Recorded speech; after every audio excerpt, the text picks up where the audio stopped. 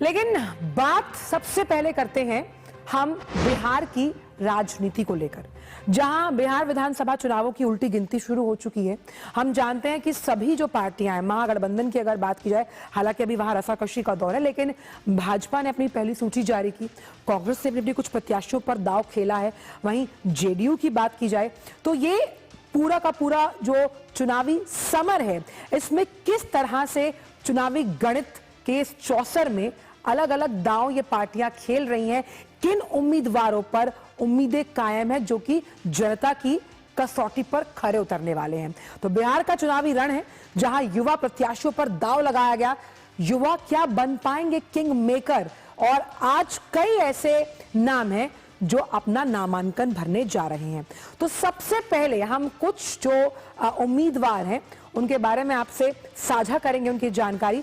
बात करते हैं मिथिला के युवा जोश के बारे में। जी हाँ, जैसे कि मैथिली ठाकुर का अगर जिक्र किया जाए, उन्हें भाजपा ने टिकट दिया है और अलीनगर विधानसभा से बीजेपी की उम्मीदवार हैं। जब हम बात करते हैं मैथिली की, दूसरी सूची में बिहार की इस बेटी का नाम शामिल किया गया।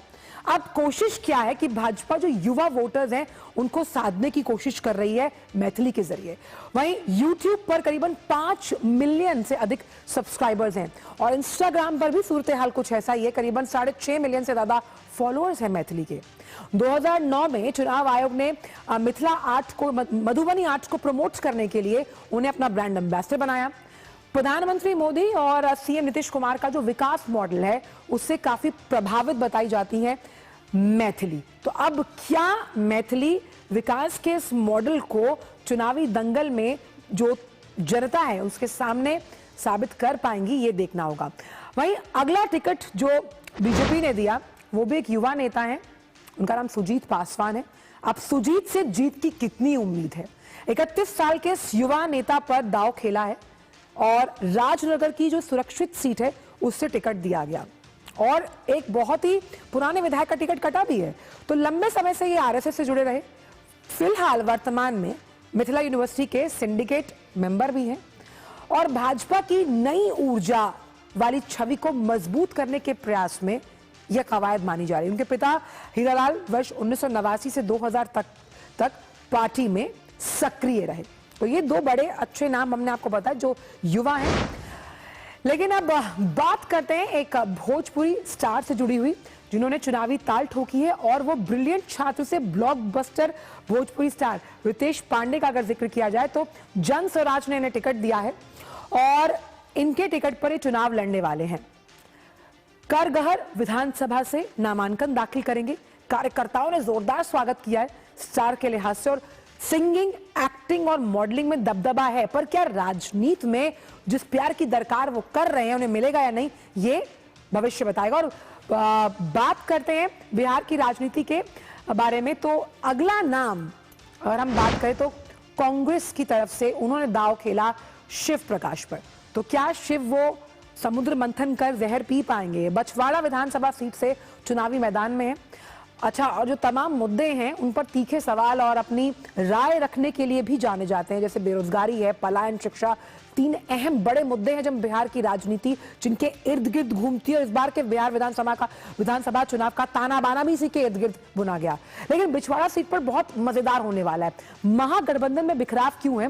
क्योंकि अवधेश कुमार को सीपीआई ने पहले भी टिकट दिया था, चुनावी मैदान में उतारा, और फिर एक बार आमने सामने हैं कांग्रेस और सीपीआई। महागठबंधन में तो साथी की बात करते हैं ना, इंडी गठबंधन, लेकिन यहां पर रार साफ सामने नजर आ रही है।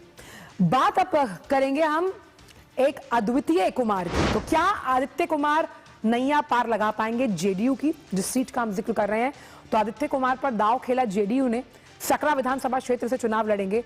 अच्छा, इन्होंने जमीनी लेवल पर जो बूथ लेवल को बहुत इंपॉर्टेंस देती है भाजपा, कुछ उसी की तर्ज पर गांव-गांव घूमे, लोगों से संपर्क साधा, लोगों से उनके विचार जाने कि आखिरकार आने वाली सरकार से क्या उम्मीदें हैं। तो लोगों के साथ ground level, grass root level पर काम करते हुए नजर आए। लेकिन आज बहुत ही रोमांचक होने वाला है बिहार की राजनीति में, क्योंकि यहां होने वाली है योगी आदित्यनाथ की एंट्री। जी हाँ, बिहार चुनाव में योगी की एंट्री से अब भाजपा उम्मीदवारों को कितना दम मिलेगा, क्योंकि वो प्रचार करने वाले हैं दानापुर और सहरसा में चुनावी रैली है। सम्राट चौधरी के नामांकन में भी होंगे शामिल और सम्राट चौधरी तारापुर से पर्चा भरने वाले हैं। अब ये तमाम खबरों को हम एक माला में पिरोकर ज्यादा जानकारी के साथ सीधे पहले मधुरेश का रुख करते हैं। मधुरेश, हमने तमाम जो चुनावी पार्टियां हैं जो इस बार चुनावी दंगल में उतर रही हैं, सभी के उम्मीदवार बताए, लेकिन इसमें कॉमन फैक्टर रहा कि सभी पार्टियों ने इस बार युवा चेहरों को तरजीह दी है। क्या मकसद है?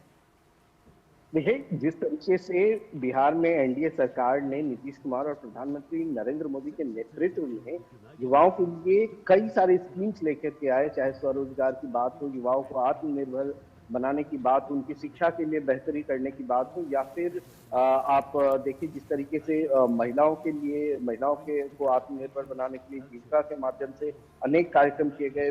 जो लड़कियां हैं उनके नौकरी में आरक्षण की कवायद की गई। इसके बाद भी कई सारे रिफॉर्म्स किए गए, कई सारे काम किए गए।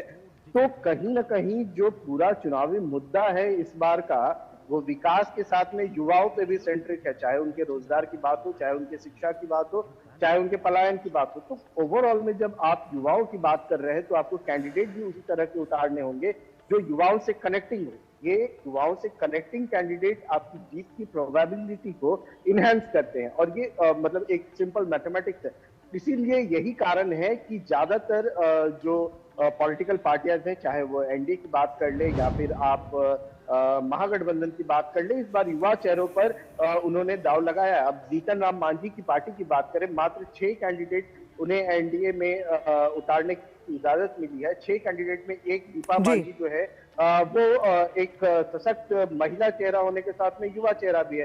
दीपा मांझी की एक बात मैं आपको बताता हूं, जब इमामगंज नक्सल प्रभावित एरिया था, नीतीश कुमार की सरकार के पहले के वक्त की बात बता रहा हूं, तब दीपा मांझी बुलेट पे सवार होकर के लोगों की मदद करने की जाती थी, और उस समय भी उन्होंने काफी सारी सुर्खियां बटोरी थी। और लगातार जो सोशल रिफॉर्म है उनके द्वारा खास करके जो नक्सल प्रभावित इलाके हैं उनमें किया जाता रहता है। महिलाओं को सशक्त बनाने के लिए उन्होंने कई काम किए। लेकिन मधुरेश, दिखाता है कि कहीं ना कहीं जो सीटों जो कैंडिडेट है उनके चयन में सिर्फ जो केवल युवा चेहरा होने की बात नहीं देखी गई है, युवा चेहरा होने के साथ में ऐसा कैंडिडेट भी का चुनाव किया गया है, चाहे महागठबंधन ने चुनाव किया हो, चाहे एनडीए ने चुनाव किया हो, ऐसे चेहरे का चुनाव किया गया है जो लोगों से कनेक्टिंग के, जो पहले से लोगों के बीच में, क्योंकि आप मधुरेश, हम यहाँ पर लोगों से संपर्क साधने की बात कर रहे हैं।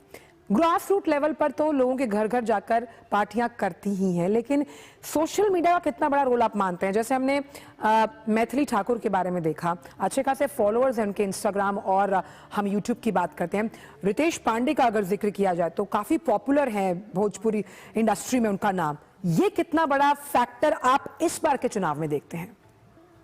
देखिए आंचल, पिछले कुछ चुनावों को अगर आप ध्यान से देखें, या पिछले अभी बीते लोकसभा चुनाव को भी अगर आप ध्यान से देखें, तो जो प्रचार का मोड है वो थोड़ा सा चेंज हुआ है, और प्रचार का मोड जो है वो डिजिटलाइजेशन की तरफ ज्यादा फोकस्ड हो गया है। और यही कारण है कि जो पॉलिटिकल पार्टियां हैं वो ज्यादा रील्स निकाल रही हैं, पॉलिटिकल पार्टियां ज्यादा से ज्यादा सॉन्ग्स निकाल रही हैं, और इसके साथ ही जो अपना प्रचार है वो जितना जमीनी लेवल पे फोकस करती है, एक प्रॉपर आईटी सेल बना करके ये सोशल मीडिया का भी इस्तेमाल करती है। अब जहां तक बात है मैथिली का के फॉलोअर्स का फायदा मिलना, तो निश्चित रूप से मैथिली अगर कोई पोस्ट करती है तो उनके हजारों लाखों फॉलोअर्स तक जाएगा। रितेश पांडे अगर कोई पोस्ट करते हैं तो उनके लाखों फॉलोअर्स तक जाएगा। तो निश्चित रूप से ये जो है, ये पार्टी का जो प्रचार का जो तरीका है उसको कहीं ना कहीं इनहेंस नहीं, सिर्फ इनहेंस नहीं करेगा, मल्टीप्लाई भी करेगा। अगर पहुंच एक व्यक्ति तक एक प्रचार के माध्यम से होती है। बिल्कुल, तो आपने बहुत अहम शब्द का इस्तेमाल किया। एनहांसमेंट के साथ एक मल्टीप्लाइंग रिपलिंग इफेक्ट आएगा। लेकिन एक बहुत बड़ा धमाकेदार ट्विस्ट हम आज बिहार की राजनीति में देख रहे हैं, जब योगी आदित्यनाथ की भी एंट्री होने वाली, बहुत संक्षिप्त में, क्योंकि आज वो 2 चुनावी जनसभाओं को संबोधित करने वाले हैं। क्या लगता है किस तरह से गेम चेंजर साबित होगा चुनावी रण में?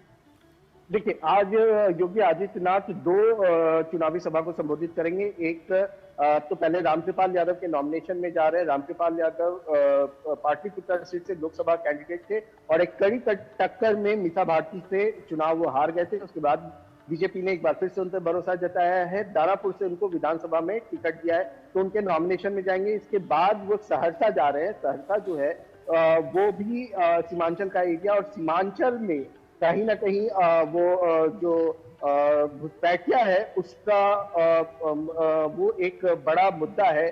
तो ऐसे में एक हिंदू सशक्त नेता का बीजेपी वहां पे भेज रही है, तो निश्चित रूप से आने वाले चुनाव में इसका कुछ ना कुछ फायदा जरूर मिलेगा। बिल्कुल। तो और बिहार की राजनीति का ऊंट किस करवट बैठेगा, इसका फैसला सिर्फ जनता जनार्दन करेगी। बहुत बहुत शुक्रिया मधुरेश इन तमाम जानकारियों को हमसे साझा करने के लिए।